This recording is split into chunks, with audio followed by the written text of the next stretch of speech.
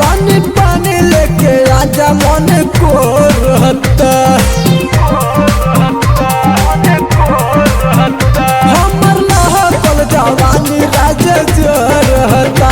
पानी पानी लेके आजा मन को रहता। कहे भोरे भोरे मुंड गबड़ा दिहलू अपना लहंगे में नल लगवा लेलू हो। अपना लहंगे में नल लगवा लेलू हो।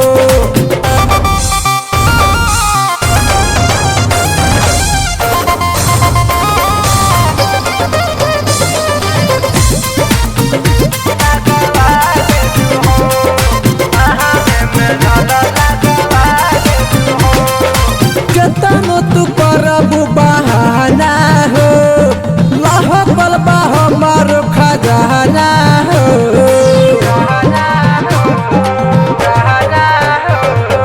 केतना ले लहकल जवानी हो, चैल के आग हो करानी हो। कहे रतिया में मुंड सनका देलू हो, तनका देलू हो।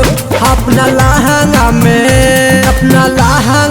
नल लगवा लेलू हो। अपना लहंगे में नल लगवा लेलू हो।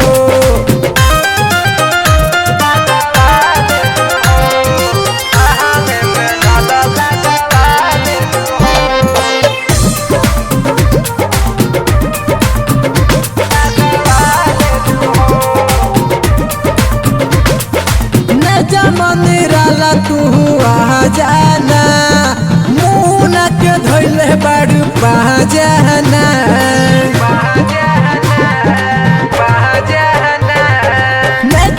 निराला तू आ जाना, मुँह के धोइले बड़ू पा जाना।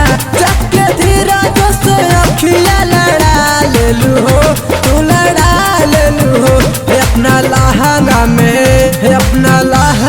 में नल लगवा लेलू हो।